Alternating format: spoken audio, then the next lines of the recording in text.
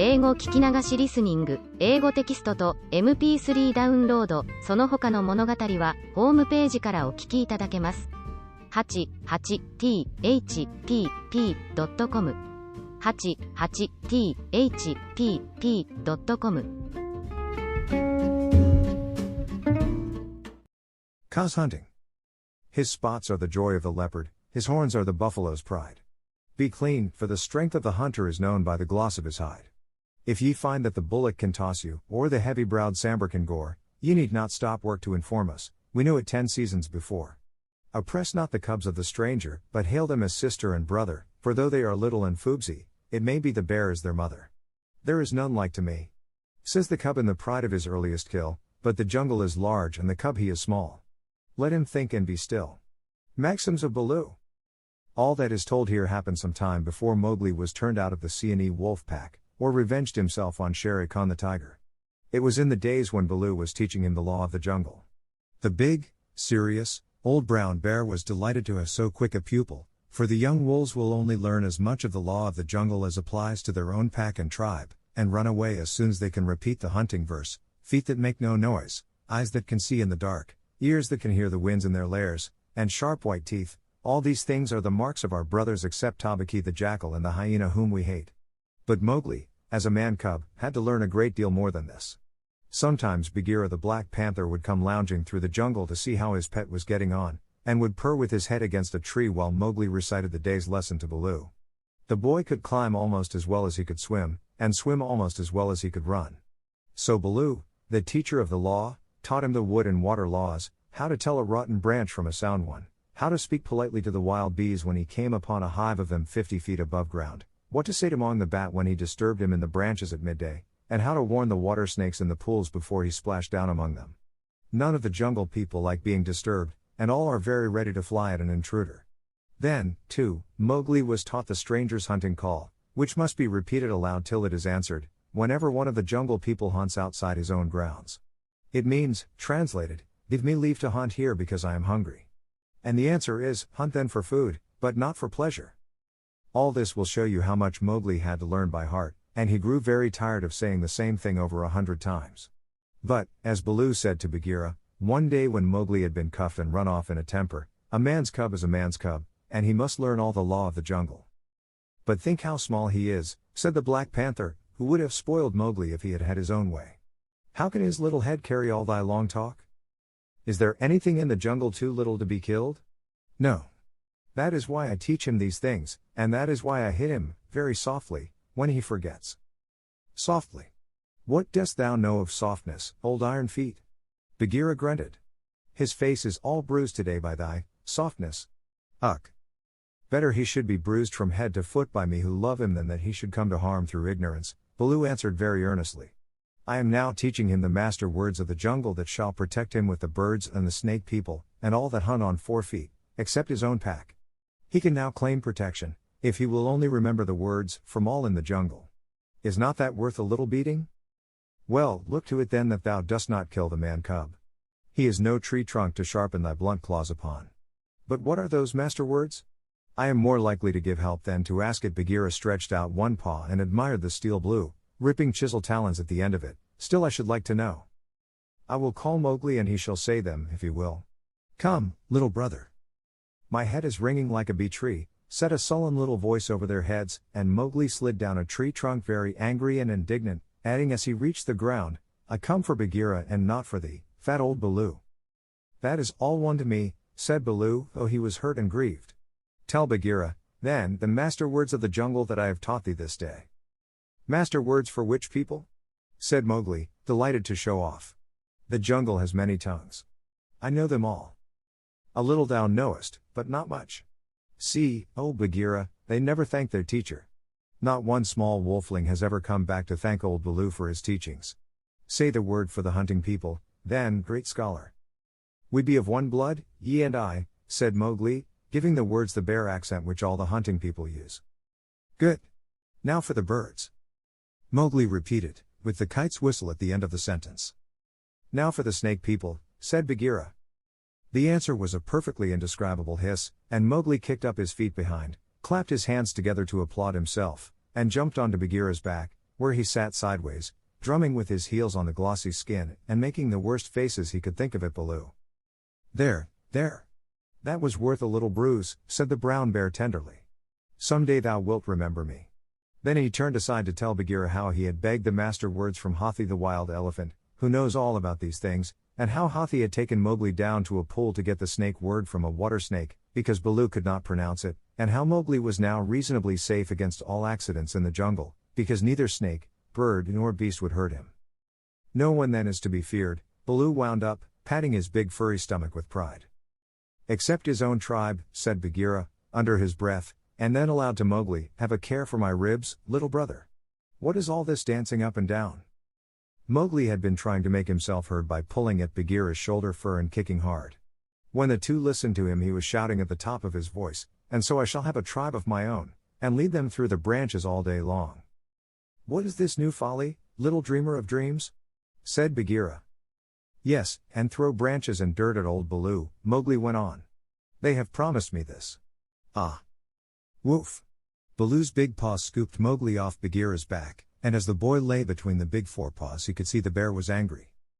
Mowgli, said Baloo, thou hast been talking with the Bunder Log, the monkey people. Mowgli looked at Bagheera to see if the panther was angry too, and Bagheera's eyes were as hard as jade stones. Thou hast been with the monkey people, the grey apes, the people without a law, the eaters of everything. That is great shame. When Baloo hurt my head, said Mowgli, he was still on his back, I went away and the grey apes came down from the trees and had pity on me. No one else cared. He snuffled a little. The pity of the monkey people. Baloo snorted. The stillness of the mountain stream. The cool of the summer sun. And then, man cub? And then, they gave me nuts and pleasant things to eat, and they carried me in their arms up to the top of the trees and said I was their blood brother except that I had no tail, and should be their leader some day. They have no leader, said Bagheera. They lie. They have always lied. They were very kind and bade me come again. Why have I never been taken among the monkey people? They stand on their feet as I do. They do not hit me with their hard paws. They play all day. Let me get up. Bad Baloo, let me up. I will play with them again. Listen, man cub, said the bear, and his voice rumbled like thunder on a hot night. I have taught thee all the law of the jungle for all the peoples of the jungle, except the monkey folk who live in the trees. They have no law. They are outcasts. They have no speech of their own, but use the stolen words which they overhear when they listen, and peep, and wait up above in the branches. Their way is not our way. They are without leaders. They have no remembrance. They boast and chatter and pretend that they are a great people about to do great affairs in the jungle, but the falling of a nut turns their minds to laughter and all is forgotten. We of the jungle have no dealings with them. We do not drink where the monkeys drink, we do not go where the monkeys go, we do not hunt where they hunt, we do not die where they die. Hast thou ever heard me speak of the Bunder Log till today? No, said Mowgli in a whisper, for the forest was very still now Baloo had finished. The jungle people put them out of their mouths and out of their minds. They are very many, evil, dirty, shameless, and they desire, if they have any fixed desire, to be noticed by the jungle people. But we do not notice them even when they throw nuts and filth on our heads. He had hardly spoken when a shower of nuts and twigs spattered down through the branches, and they could hear coughings and howlings and angry jumpings high up in the air among the thin branches. The monkey people are forbidden, said Baloo, forbidden to the jungle people. Remember. Forbidden, said Bagheera, but I still think Baloo should have warned thee against them. I? How was I to guess he would play with such dirt? The monkey people. Faugh. A fresh shower came down on their heads and the two trotted away, taking Mowgli with them.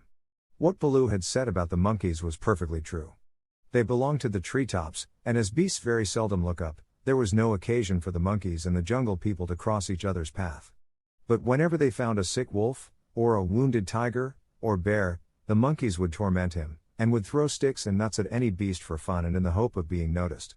Then they would howl and shriek senseless songs, and invite the jungle people to climb up their trees and fight them, or would start furious battles over nothing among themselves, and leave the dead monkeys where the jungle people could see them. They were always just going to have a leader, and laws and customs of their own, but they never did, because their memories would not hold over from day to day, and so they compromised things by making up a saying, what the Bunder Log think now the jungle will think later, and that comforted them a great deal. None of the beasts could reach them, but on the other hand none of the beasts would notice them, and that was why they were so pleased when Mowgli came to play with them, and they heard how angry Baloo was. They never meant to do any more, the Bunder log never mean anything at all, but one of them invented what seemed to him a brilliant idea, and he told all the others that Mowgli would be a useful person to keep in the tribe, because he could weave sticks together for protection from the wind, so if they caught him, they could make him teach them.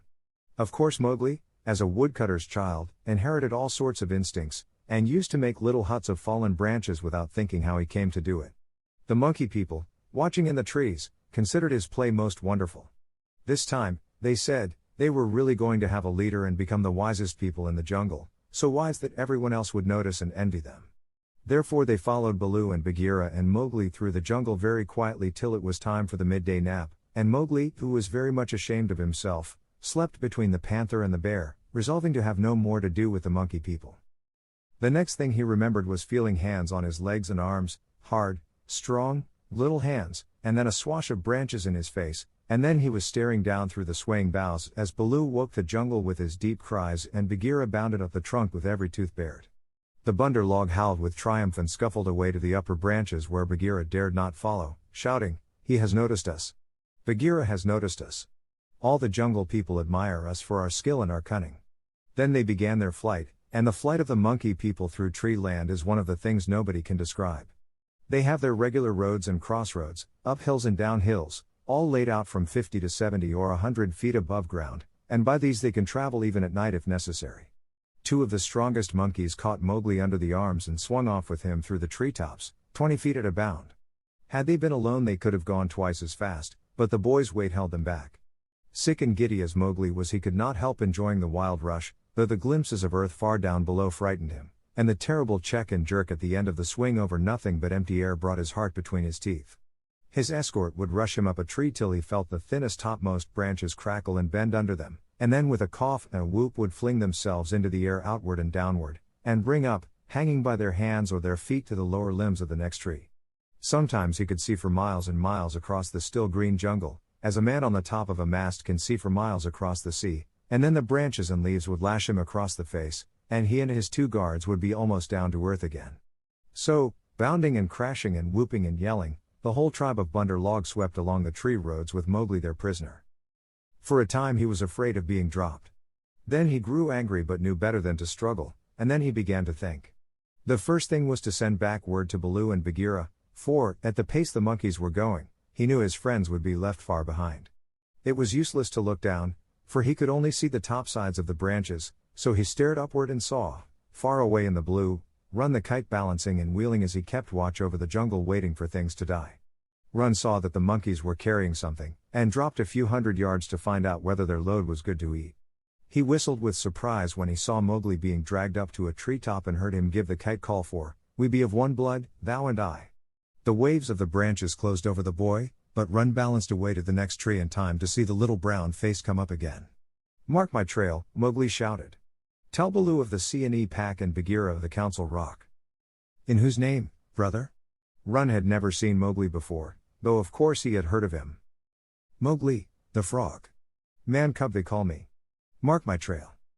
The last words were shrieked as he was being swung through the air, but Run nodded and rose up till he looked no bigger than a speck of dust, and there he hung, watching with his telescope eyes the swaying of the treetops as Mowgli's escort whirled along. "They never go far," he said with a chuckle. "They never do what they set out to do. Always pecking at new things are the Bunder log. This time, if I have any eyesight, they have pecked down trouble for themselves, for Baloo is no fledgling and Bagheera can, as I know, kill more than goats." So he rocked on his wings, his feet gathered up under him, and waited. Meantime, Baloo and Bagheera were furious with rage and grief. Bagheera climbed as he had never climbed before, but the thin branches broke beneath his weight, and he slipped down, his claws full of bark. "Why didst thou not warn the man cub?" he roared to poor Baloo, who had set off at a clumsy trot in the hope of overtaking the monkeys. "What was the use of half slaying him with blows if thou didst not warn him? Haste! Oh haste! We may catch them yet." Baloo panted. At that speed, it would not tire a wounded cow. Teacher of the law, cub beater, a mile of that rolling to and fro would burst the open. Sit still and think. Make a plan. This is no time for chasing. They may drop him if we follow too close. Arula. Who? They may have dropped him already, being tired of carrying him. Who can trust the bunder log? Put dead bats on my head. Give me black bones to eat. Roll me into the hives of the wild bees that I may be stung to death, and bury me with the hyena, for I am most miserable of bears. Arlala. Wahua. O Mowgli, Mowgli. Why did I not warn thee against the monkey folk instead of breaking thy head? Now perhaps I may have knocked the day's lesson out of his mind, and he will be alone in the jungle without the master words. Baloo clasped his paws over his ears and rolled to and fro moaning. At least he gave me all the words correctly a little time ago, said Bagheera impatiently. Baloo, thou hast neither memory nor respect. What would the jungle think if I, the Black Panther, curled myself up like Iki the porcupine, and howled? What do I care what the jungle thinks? He may be dead by now. Unless and until they drop him from the branches in sport, or kill him out of idleness, I have no fear for the man-cub. He is wise and well taught, and above all he has the eyes that make the jungle people afraid. But, and it is a great evil, he is in the power of the bunder log, and they, because they live in trees, have no fear of any of our people. Bagheera licked one forepaw thoughtfully. Fool that I am. Oh, fat, brown, root-digging fool that I am, said Baloo, uncoiling himself with a jerk. It is true what Hathi the wild elephant says, to each his own fear, and they, the bunder log, fear Ka the rock snake. He can climb as well as they can. He steals the young monkeys in the night. The whisper of his name makes their wicked tails cold. Let us go to Ka. What will he do for us? He is not of our tribe, being footless, and with most evil eyes, said Bagheera. He is very old and very cunning. Above all, he is always hungry, said Baloo hopefully. Promise him many goats. He sleeps for a full month after he has once eaten. He may be asleep now, and even were he awake, what if he would rather kill his own goats? Bagheera, who did not know much about Ka, was naturally suspicious. Then in that case, thou and I together, old hunter, might make him see reason. Here Baloo rubbed his faded brown shoulder against the panther, and they went off to look for Ka the rock python. They found him stretched out on a warm ledge in the afternoon sun, admiring his beautiful new coat, for he had been in retirement for the last 10 days changing his skin, and now he was very splendid, darting his big blunt-nosed head along the ground, and twisting the 30 feet of his body into fantastic knots and curves, and licking his lips as he thought of his dinner to come. He has not eaten, said Baloo, with a grunt of relief, as soon as he saw the beautifully modeled brown and yellow jacket. Be careful, Bagheera.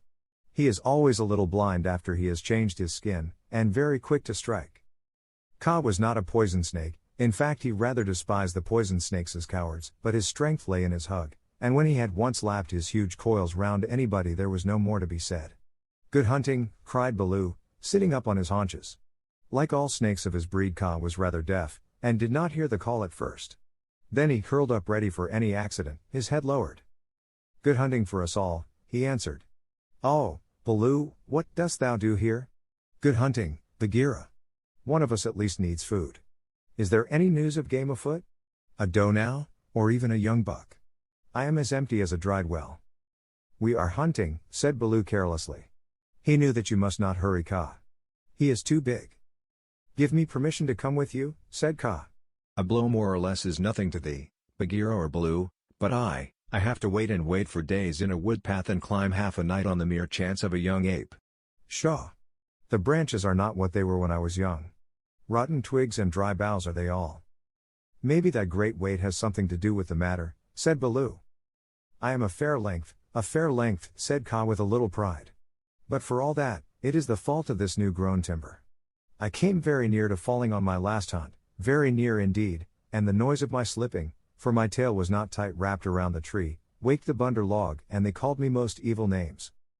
Footless, yellow earthworm, said Bagheera under his whiskers, as though he were trying to remember something.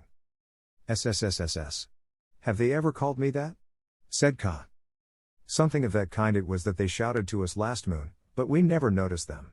They will say anything, even that thou hast lost all thy teeth, and wilt not face anything bigger than a kid, because, they are indeed shameless, these bunder log, because thou art afraid of the he-goat's horns, Bagheera went on sweetly. Now a snake, especially a wary old python like Ka, very seldom shows that he is angry, but Baloo and Bagheera could see the big swallowing muscles on either side of Ka's throat ripple and bulge. The bunder log have shifted their grounds, he said quietly. When I came up into the sun today I heard them whooping among the treetops. It is the bunder log that we follow now, said Baloo, But the words stuck in his throat, for that was the first time in his memory that one of the jungle people had owned to being interested in the doings of the monkeys. Beyond doubt then it is no small thing that takes two such hunters, leaders in their own jungle I am certain, on the trail of the bunder log, Kaa replied courteously, as he swelled with curiosity. Indeed, Baloo began, I am no more than the old and sometimes very foolish teacher of the law to the Seeonee wolf cubs, and Bagheera here. Is Bagheera? Said the Black Panther, and his jaws shut with a snap, for he did not believe in being humble. The trouble is this, Those nut stealers and pickers of palm leaves have stolen away our man cub of whom thou hast perhaps heard. I heard some news from Iki, his quills make him presumptuous, of a man thing that was entered into a wolf pack, but I did not believe. Iki is full of stories half heard and very badly told. But it is true. He is such a man cub as never was, said Baloo. The best and wisest and boldest of man cubs, my own pupil, who shall make the name of Baloo famous through all the jungles, and besides, we, love him, Kaa. Tease, said Kaa, weaving his head to and fro. I also have known what love is. There are tales I could tell that need a clear night when we are all well fed to praise properly, said Bagheera quickly. Our man cub is in the hands of the bunder log now, and we know that of all the jungle people they fear Kaa alone. They fear me alone. They have good reason, said Kaa. Chattering, foolish, vain, foolish, and chattering, are the monkeys. But a man thing in their hands is in no good luck. They grow tired of the nuts they pick, and throw them down. They carry a branch half a day, meaning to do great things with it, and then they snap it in two. That man thing is not to be envied. They called me also, yellow fish was it not? Worm, earthworm, said Bagheera, as well as other things which I cannot now say for shame. We must remind them to speak well of their master. _ASSP. We must help their wandering memories. Now, whither went they with the cub? The jungle alone knows. Toward the sunset, I believe, said Baloo. We had thought that thou wouldst know, Kaa. I? How? I take them when they come in my way, but I do not hunt the bunder log, or frogs, or green scum on a water hole for that matter. Up. Hillo. Elo, look up, Baloo of the Seeonee wolf pack. Baloo looked up to see where the voice came from, and there was Run the kite, sweeping down with the sun shining on the upturned flanges of his wings. It was near Run's bedtime, but he had ranged all over the jungle looking for the bear and had missed him in the thick foliage. What is it? Said Baloo. I have seen Mowgli among the bunder log. He bade me tell you. I watched. The bunder log have taken him beyond the river to the monkey city, to the cold lairs. They may stay there for a night, or 10 nights, or an hour. I have told the bats to watch through the dark time.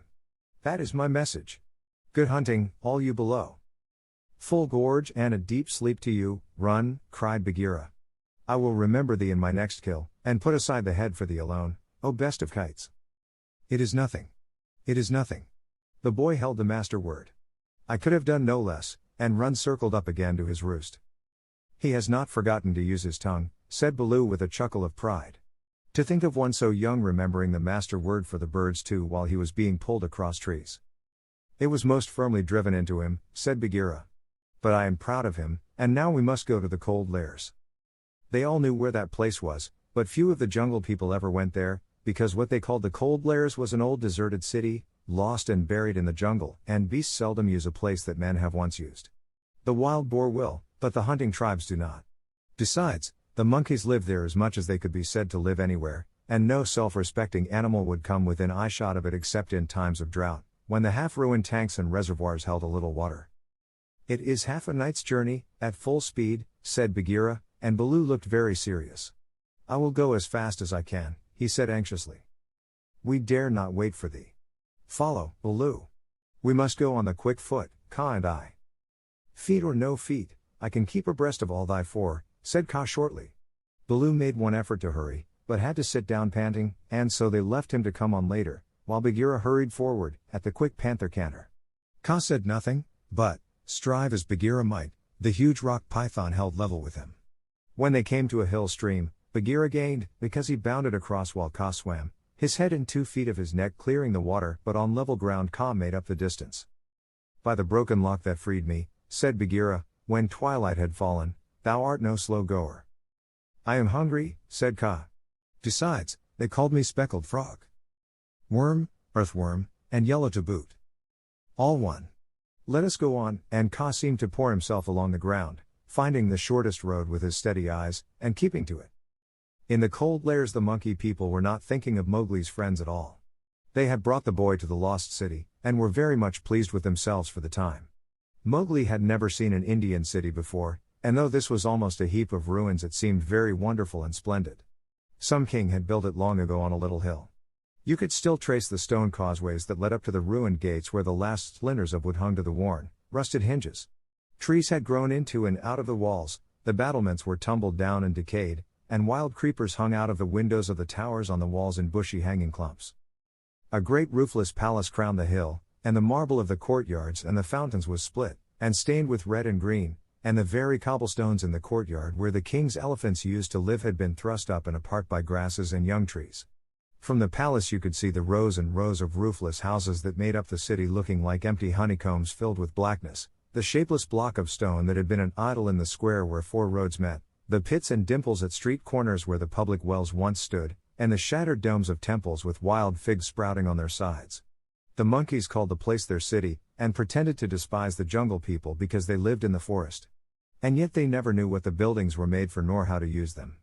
They would sit in circles on the hall of the king's council chamber, and scratch for fleas and pretend to be men, or they would run in and out of the roofless houses and collect pieces of plaster and old bricks in a corner, and forget where they had hidden them, and fight and cry in scuffling crowds, and then break off to play up and down the terraces of the king's garden, where they would shake the rose trees and the oranges in sport to see the fruit and flowers fall.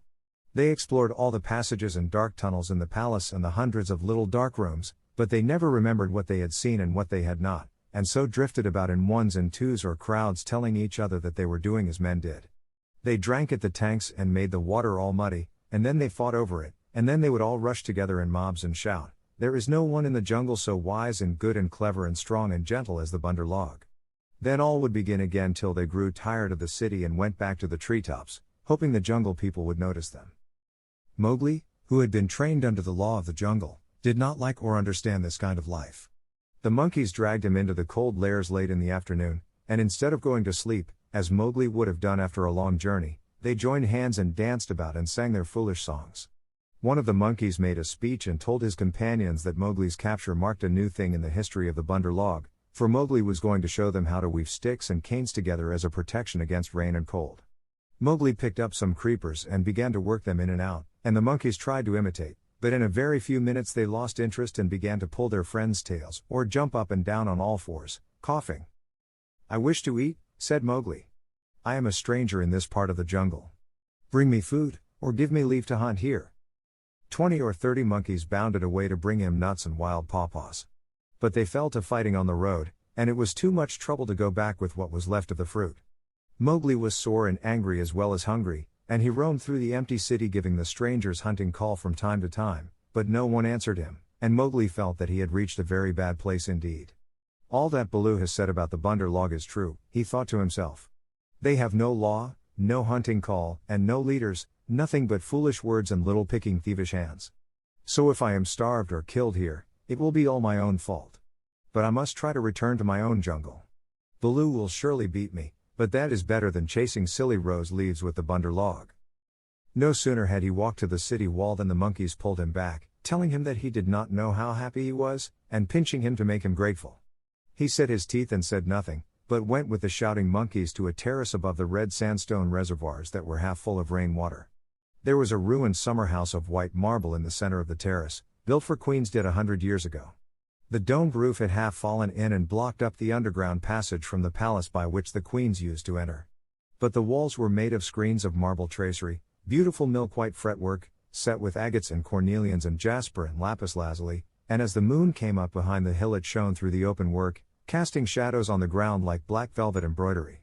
Sore, sleepy, and hungry as he was, Mowgli could not help laughing when the Bunder Log began, 20 at a time, to tell him how great and wise and strong and gentle they were, and how foolish he was to wish to leave them. "We are great. We are free. We are wonderful.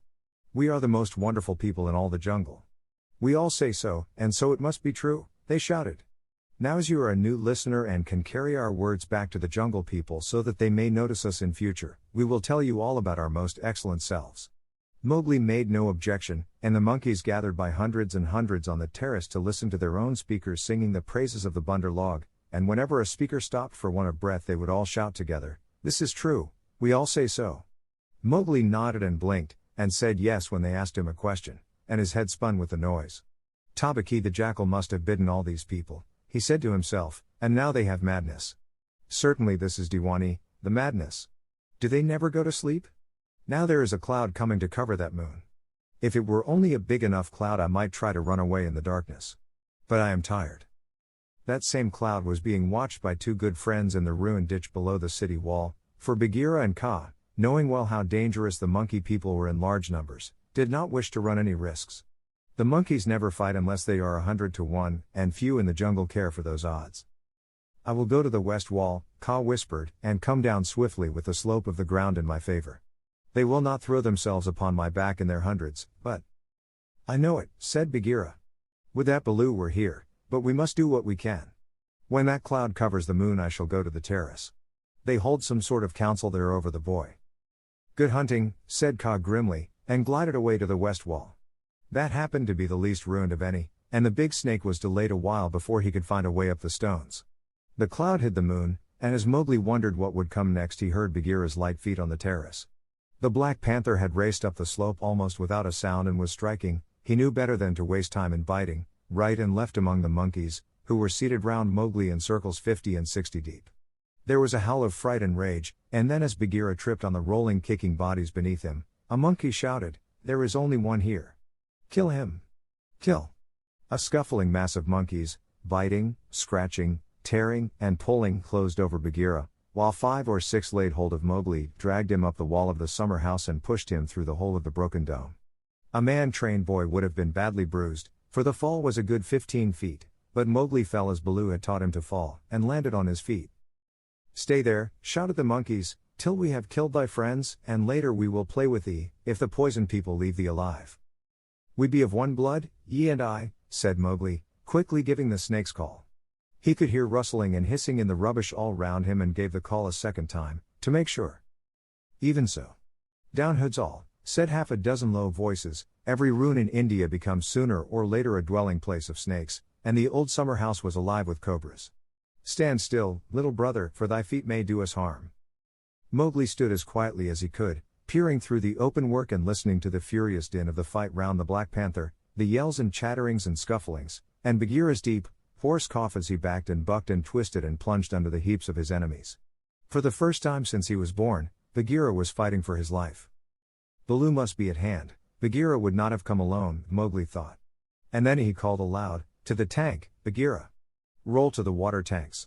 Roll and plunge! Get to the water!" Bagheera heard, and the cry that told him Mowgli was safe gave him new courage. He worked his way desperately, inch by inch, straight for the reservoirs, halting in silence.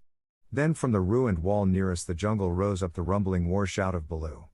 The old bear had done his best, but he could not come before. "Bagheera," he shouted, "I am here. I climb. I haste. Ahora. The stones slip under my feet. Wait my coming, O most infamous Bunder log." He panted up the terrace only to disappear to the head in a wave of monkeys, but he threw himself squarely on his haunches, and, spreading out his forepaws, hugged as many as he could hold, and then began to hit with a regular bat bat bat, like the flipping strokes of a paddle wheel.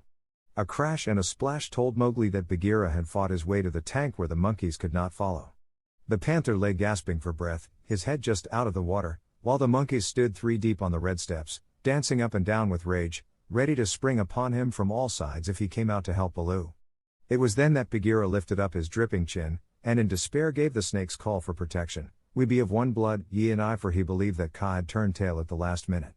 Even Baloo, half smothered under the monkeys on the edge of the terrace, could not help chuckling as he heard the Black Panther asking for help. Kaa had only just worked his way over the west wall, landing with a wrench that dislodged a coping stone into the ditch. He had no intention of losing any advantage of the ground, and coiled and uncoiled himself once or twice, to be sure that every foot of his long body was in working order.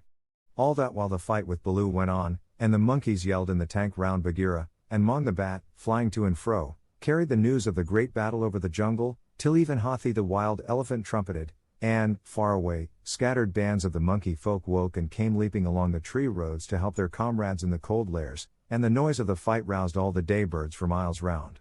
Then Ka came straight, quickly, and anxious to kill.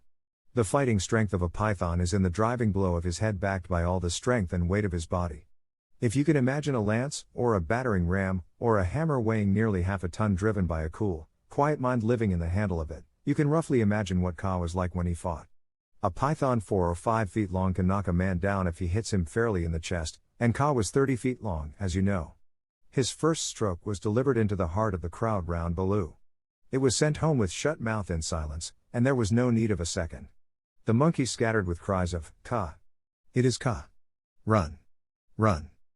Generations of monkeys had been scared into good behavior by the stories their elders told them of Ka, the night thief, who could slip along the branches as quietly as moss grows, and steal away the strongest monkey that ever lived, of old Ka, who could make himself look so like a dead branch or a rotten stump that the wisest were deceived, till the branch caught them. Ka was everything that the monkeys feared in the jungle, for none of them knew the limits of his power, none of them could look him in the face, and none had ever come alive out of his hug. And so they ran, stammering with terror, to the walls and the roofs of the houses, and Baloo drew a deep breath of relief. His fur was much thicker than Bagheera's, but he had suffered sorely in the fight. Then Ka opened his mouth for the first time and spoke one long hissing word, and the faraway monkeys, hurrying to the defense of the cold lairs, stayed where they were, cowering, till the loaded branches bent and crackled under them. The monkeys on the walls and the empty houses stopped their cries, and in the stillness that fell upon the city Mowgli heard Bagheera shaking his wet sides as he came up from the tank. Then the clamor broke out again. The monkeys leapt higher up the walls. They clung around the necks of the big stone idols and shrieked as they skipped along the battlements, while Mowgli, dancing in the summer house, put his eye to the screenwork and hooted owl fashion between his front teeth, to show his derision and contempt. Get the man-cub out of that trap, I can do no more, Bagheera gasped. Let us take the man-cub and go. They may attack again. They will not move till I order them. Stay you so, Ka hissed, and the city was silent once more. I could not come before, brother, but I think I heard thee call this was to Bagheera. I may have cried out in the battle, Bagheera answered. Baloo, art thou hurt? I am not sure that they did not pull me into 100 little beerlings, said Baloo, gravely shaking one leg after the other. Wow! I am sore. Ka, we owe thee, I think, our lives, Bagheera and I. No matter. Where is the manling? Here, in a trap. I cannot climb out, cried Mowgli. The curve of the broken dome was above his head. Take him away. He dances like Mao the peacock. He will crush our young, said the cobras inside. Ha, said Ka with a chuckle, he has friends everywhere, this manling. Stand back, manling. And hide you, O poison people. I break down the wall. Ka looked carefully till he found a discolored crack in the marble tracery showing a weak spot, made 2 or 3 light taps with his head to get the distance, and then lifting up 6 feet of his body clear of the ground, sent home half a dozen full-power smashing blows, nose first. The screen work broke and fell away in a cloud of dust and rubbish, and Mowgli leapt through the opening and flung himself between Baloo and Bagheera, an arm around each big neck. Art thou hurt? Said Baloo, hugging him softly. I am sore, hungry, and not a little bruised. But, oh, they have handled ye grievously, my brothers. Ye bleed. Others also, said Bagheera, licking his lips and looking at the monkey dead on the terrace and round the tank. It is nothing, if thou art safe, oh, my pride of all little frogs. Whimpered Baloo. Of that we shall judge later, said Bagheera, in a dry voice that Mowgli did not at all like. But here is Ka to whom we owe the battle and thou owest thy life. Thank him according to our customs, Mowgli. Mowgli turned and saw the great python's head swaying a foot above his own. So this is the manling, said Ka. Very soft is his skin, and he is not unlike the bunder log. Have a care, manling, that I do not mistake thee for a monkey some twilight when I have newly changed my coat. We be one blood, thou and I, Mowgli answered. I take my life from thee tonight. My kill shall be thy kill if ever thou art hungry, O Ka. All thanks, little brother, said Ka, though his eyes twinkled. And what may so bold a hunter kill? I ask that I may follow when next he goes abroad. I kill nothing, I am too little, but I drive goats toward such as can use them. When thou art empty, come to me and see if I speak the truth. I have some skill in these, he held out his hands, and if ever thou art in a trap, I may pay the debt which I owe to thee, to Bagheera, and to Baloo, here. Good hunting to ye all, my masters. Well said, growled Baloo, for Mowgli had returned thanks very prettily. The python dropped his head lightly for a minute on Mowgli's shoulder. A brave heart and a courteous tongue, said he. They shall carry thee far through the jungle, Manling. But now go hence quickly with thy friends. Go and sleep, for the moon sets, and what follows it is not well that thou shouldst see. The moon was sinking behind the hills, and the lines of trembling monkeys huddled together on the walls and battlements looked like ragged shaky fringes of things. Baloo went down to the tank for a drink, and Bagheera began to put his fur in order, as Kaa glided out into the center of the terrace and brought his jaws together with a ringing snap that drew all the monkeys' eyes upon him. The moon sets, he said. Is there yet light enough to see?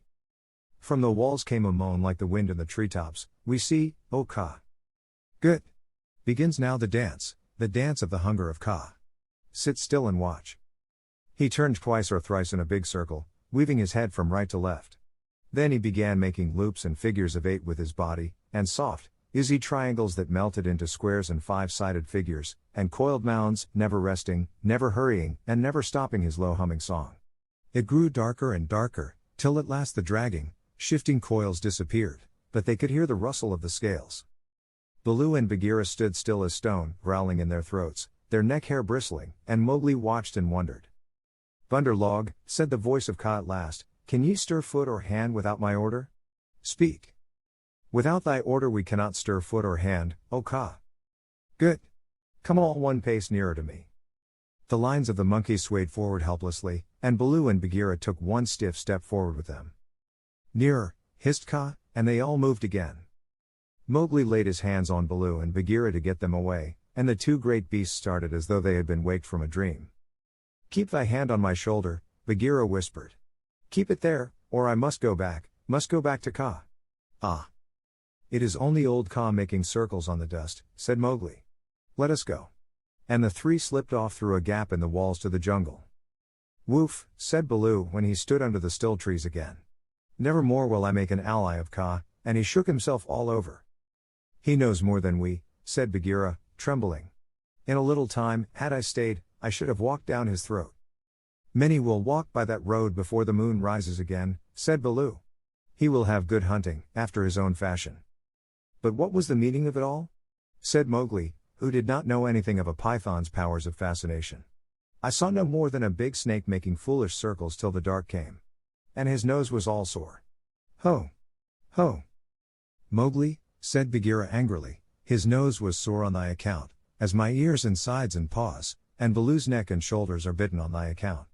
Neither Baloo nor Bagheera will be able to hunt with pleasure for many days. It is nothing, said Baloo, we have the man cub again.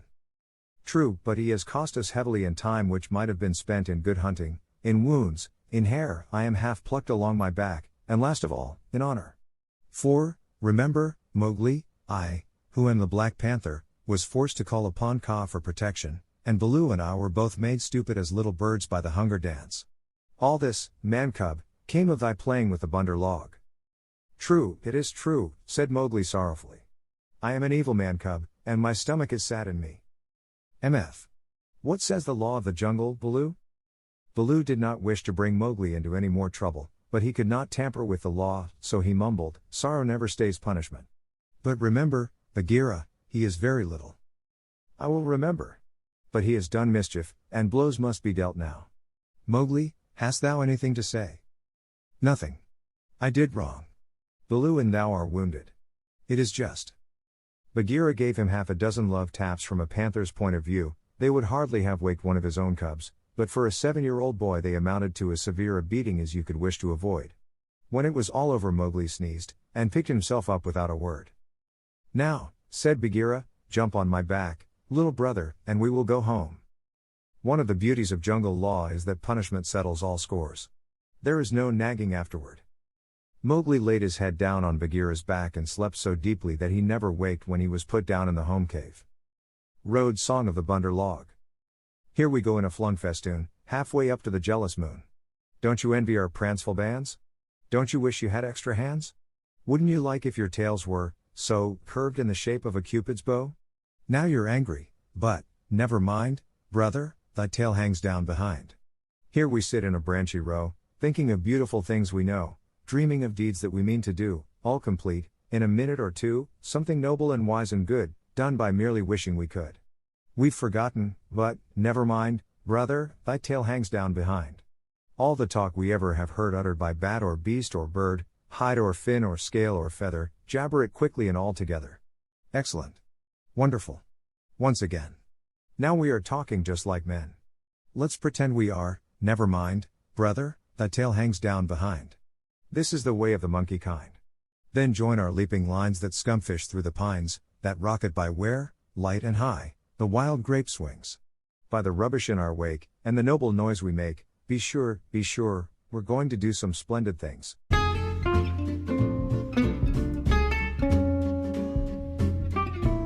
英語聞き流しリスニング、英語テキストと MP3 ダウンロード、その他の物語はホームページからお聞きいただけます。88thpp.com 88thpp.com